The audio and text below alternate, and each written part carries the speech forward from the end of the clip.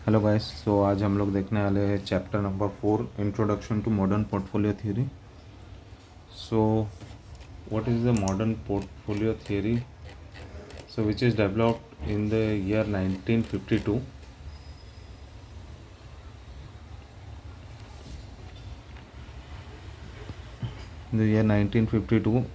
by the Harry Markowitz in his paper Journal to Finance, and he won the Nobel Prize also in the year of 1990 for this. तो इसने क्या बोला था? इसने बोला था कि सो ये थियरी से पहले तो सबको पता ही था कि डाइवर्सिफिकेशन से अपना रिस्क कम होता है, बट यहाँ पर इसने मैथमेटिकली भी हमें प्रूव कर दिया कि how diversification can help us to reduce the risk.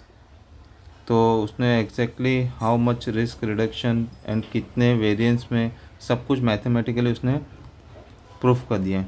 तो core inside of the modern portfolio theory क्या है? Don't put all the legs into the basket, मतलब सेम जो हम लोग को पता ही है, ठीक है। मतलब सबके सब सेम रिस्क के सिक्योरिटी एक साथ नहीं रखना, अदरवाइज तुम्हारा रिस्क फैक्टर ज़्यादा हो जाएगा।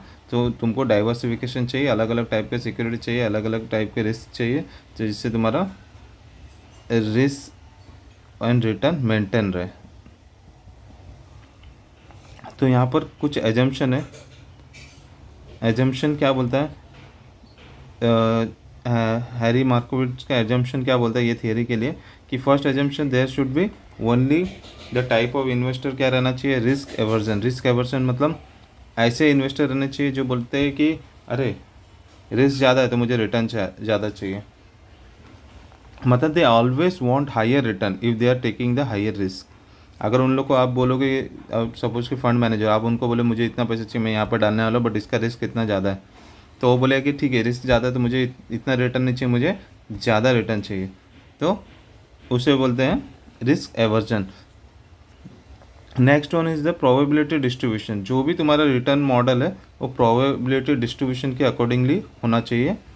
Third one is the one period utility maximisation, means single investment period is assume, मतलब एक पर्टिकुलर पीरियड का ही एजम्पशन लेके ये थियरी को सॉल्व कर सकते हैं, अदरवाइज ये थियरी काम में नहीं आएगा। Next one is the return and risk only. ये थियरी सिर्फ दो ही फैक्टर को कंसिडर करता है, एक रिस्क और एक होता है रिटर्न। बाकी टैक्स हो गया, गवर्नमेंट पॉलिसी हो गया, अदर थिंग्स हो गया, अदर थिंग्स ये थियरी इग्नोर करेगा। Next one result risk measured by the variability. Variability मतलब वेरिएंस। तो जो भी हम लोग रिस्क मेजर कर रहे हैं वो रिस्क मेजर करने का मेथड क्या है? वेरिएंस। वेरिएंस मतलब स्टैंडर्ड डेविएशन, हाउ वो मूव कर रहा है। फिर नेक्स्ट है यूटिलिटी फंक्शन। यूटिलिटी फंक्शन क्या होता है? The investor don't just look at the return, okay, investor don't just look at the consider risk too. तो यूटिलिटी फंक्शन का एक फॉर्मूला है ER minus 0.5 A standard deviation the whole square. इसका मतलब क्या है? ER मतलब एक्सपेक्टेड रिटर्न, ER मतलब एक्सपेक्टेड रिटर्न, ए मतलब रिस्क एवर्जन, ए मतलब रिस्क एवर्जन, उसका रिस्क एवर्जन कितना है। तो जितना बड़ा ए रहेगा, ए अगर मोर है मतलब क्या है? इन्वेस्टर क्या है? मोर स्कैर्ड है, मोर स्कैर्ड है, मोर डरा हुआ है, ओके। एंड ये variance.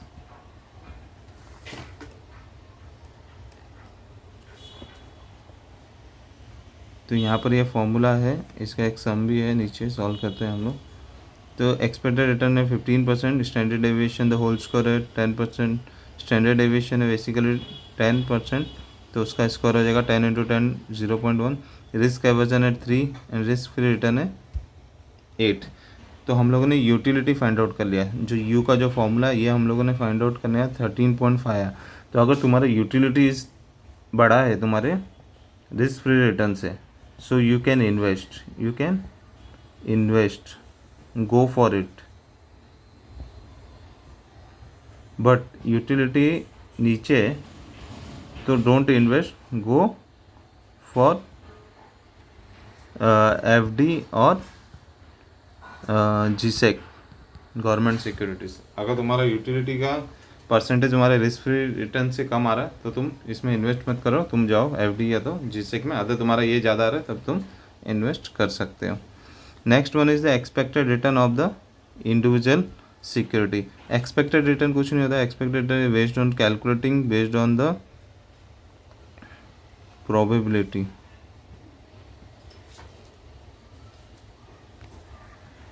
So suppose there is three type of situation in the market: boom, normal, recession, and the probability boom होने का chances है कि 0.3, probability of normal होने का chances for the particular period is 0.5 and recession आने का chances 0.2।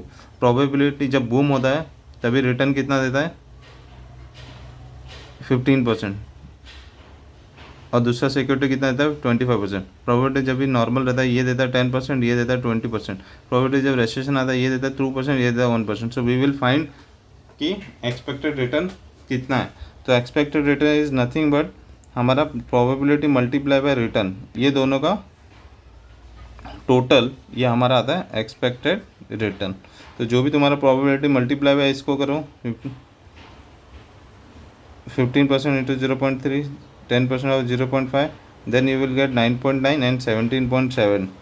तो ये हो गया तुम्हारा एक्सपेक्टेड रिटर्न। तो इट इज़ नथिंग बट तुम्हारा combination of the probability and the return, ये दोनों को मल्टीप्लाई करना है एंड इसका टोटल करना, then you will get the expected return.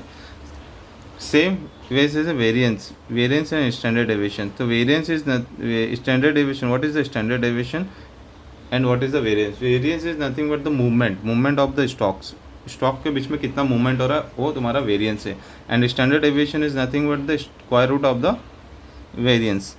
तो सपोज वेरियंस का calculation step by step, the return suppose 8% है, 10% है, 12% 14% है, each with the probability of 25%। Okay, so what is your expected return? तो एक्सपेक्टेड रिटर्न क्या हो जाएगा तुम्हारा, जो भी है उसको divide by 4 is your expected return, because the probability is 11। Okay,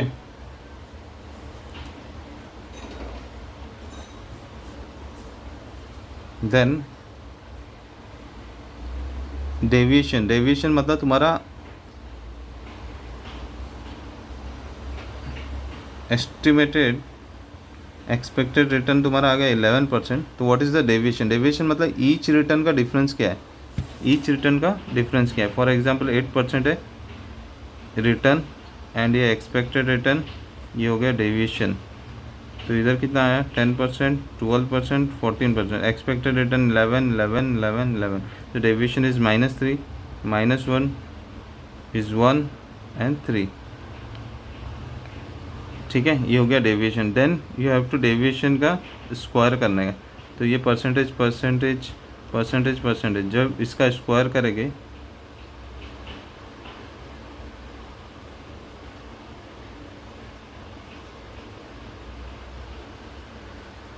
square जो भी आएगा, देन उसके बाद मल्टीप्लाई बाय इसका प्रोबेबिलिटी।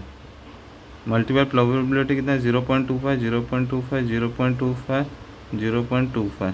देन इसको मल्टीप्लाई बाय प्रोबेबिलिटी से कर दोगे, then you will get the variance, then you will get the variance.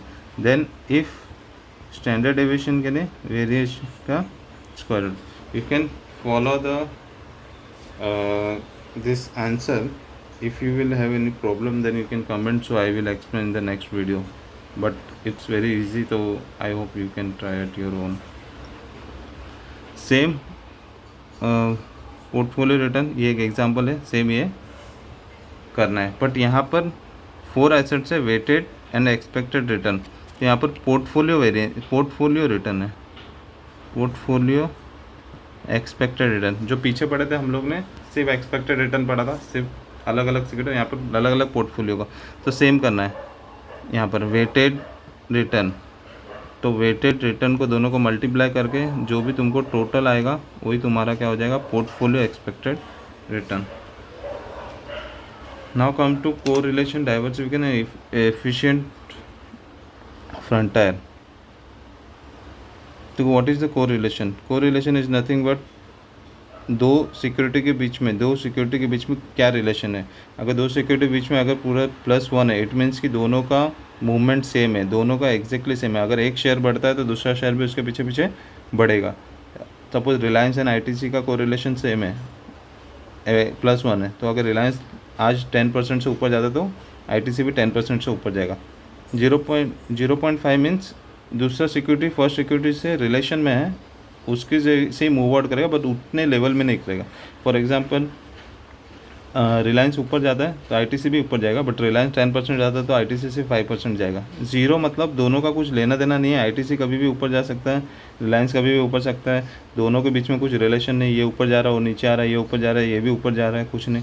Negative मतलब 0.5 मतलब सपोज रिलायंस 10% से ऊपर जा रहा है बट आईटीसी 5% से नीचे आ रहा है। -1 मतलब परफेक्ट नेगेटिव मीन्स रिलायंस 10% से ऊपर जाएगा तो आईटीसी भी 10% से एग्जैक्ट नीचे आएगा, तो यहाँ पर कोई ये नहीं है। तो डाइवर्सिफिकेशन का बेनिफिट कहाँ पर मिलता है? अगर दोनों सेम ही जा रहे हैं तो कोई डाइवर्सिफिकेशन का बेनिफिट नहीं है।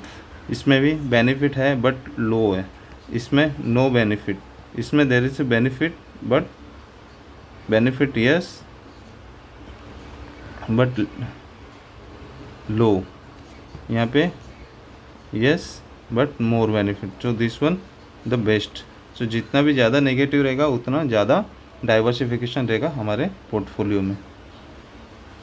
What is efficient fund trial? Efficient fund trial मतलब ऑल द पॉसिबल कॉम्बिनेशन, एक ग्राफ रहता है जहाँ पर ऑल पॉसिबल कॉम्बिनेशन हम लोग प्लॉट करते हैं, बेस्ट पॉसिबल ऑफ कॉम्बिनेशन। तो जो भी बेस्ट पॉसिबल कॉम्बिनेशन का जो भी मैक्सिमम वाला रहता है, मैक्सिमम वाला जो रहता है उसको बोलते हैं एफिशिएंट फंड ट्रायल, उसको बोलते हैं efficient fund trial. Okay, real life example में if you suppose 1 crore to invest, you could put all into the nifty single asset or you could split it into nifty gold bonds etc. The nifty only portfolio is not the efficient trial, the blended portfolio gives the similar return, lower the volatility is the efficient fund trial. Okay तो मतलब efficient fund trial क्या बोलता है, तुम्हारा जो भी है diversification करके इन्वेस्ट करो एंड मैक्सिमम डाइवर्सिफिकेशन होना चाहिए with the same return and lower risk, so उसको बोलते हैं एफिशिएंट फंड ट्रायल। नेक्स्ट है पोर्टफोलियो ऑप्टिमाइजेशन। पोर्टफोलियो ऑप्टिमाइजेशन क्या बोलता है? Input needed to portfolio to construct the optimum portfolio we have need the 3 things. The first one the expected return चाहिए, क्या expected return, second thing होना चाहिए standard deviation and third thing होना चाहिए correlation. ये तीनों जब मिल जाएगा then we can formulate the portfolio optimisation table. Okay so यहाँ पर एक एग्जांपल दिया, फॉर एग्जांपल द 50 सिक्योरिटी के लिए क्या क्या चाहिए। 50 सिक्योरिटी का पोर्टफोलियो एस्टिमेशन आना है तो 50 सिक्योरिटी का 50 एस्टिमेटेड रिटर्न चाहिए, 50 अलग अलग, हर सिक्योरिटी का एक एस्टिमेटेड रिटर्न, 50 अलग अलग सिक्योरिटी का स्टैंडर्ड डेविएशन चाहिए कि वो अपने मार्केट के साथ कैसे मूव करता है, उसके बेंचमार्किंग के साथ कैसे मूव करता है हर एक सिक्योरिटी, एंड वो उनका आपस में क्या चाहिए कोरिलेशन। फॉर एग्जांपल अगर मैं 2 सिक्योरिटी बोल रहा हूँ, ये दोनों का कोरिलेशन क्या होगा, तो एक कॉम्बिनेशन होगा। सपोज मैं बोलता हूँ 3, इन लोगों का कोरिलेशन क्या रहेगा, एक कोरिलेशन ये दोनों का होगा, एक कोरिलेशन ये दोनों का होगा, एक कोरिलेशन ए एंड सी का होगा। सेम अगर मेरे पास 50 सिक्योरिटी है तो मेरा उसका कोरिलेशन मेरा कितना बन सकता है, तो इसका फॉर्मूला है n² - n / 2। तो सपोज मेरा 50 है तो 50 का 2500 - 50/2, सो आई विल गेट 1225। तो इतना मुझे कोरिलेशन बनाना पड़ेगा फॉर द 50 सिक्योरिटीज़। ओके तो ये एक फॉर्मूला है, तो यहाँ पर ध्यान देना estimated risk. So with the 120 correlation estimate, each estimate carries occur error, small error compound. This is why the theory elegant but the practically challenging. So ये थियरी बहुत यूजफुल है बट प्रैक्टिकल चैलेंजिंग क्यों है? Because if we are comparing more securities, if we are comparing more securities with each other, then it's very complementary. But yeah, if we are comparing with the 3 securities, so it's usefulness, it is useful. Okay, so यहाँ पर कुछ examples हैं, इसके screenshot कर लेना and practice करना। कुछ doubt रहेगा तो you can ask in the comments, I will explain in the next lecture just for your practice. So key points क्या था आज के लेक्चर में? MTP किसने बनाया? मार्कोविच, हैरी मार्कोविच 1952 में, उनको नोबेल मिला था 1990 में। यूटिलिटी कब होता है, एक्सपेक्टेड रिटर्न -0.5 एवर्जन और standard aviation the whole score. Utility हमेशा रिस्क फ्री से ज़्यादा रहना चाहिए, अदरवाइज हम लोग नहीं एक्सेप्ट करेंगे। Expected return is nothing but the weightage of the all the return probability multiply by return. इसके साथ साथ हम लोग ये भी कर लेते हैं portfolio, portfolio variance depends on the weight individual risk correlation between the, ये 3 चीज़ चाहिए। ओके, अभी हम लोगों ने पढ़ा था कि portfolio weightage average whenever P is less than और डाइवर्सिफिकेशन बेनिफिट।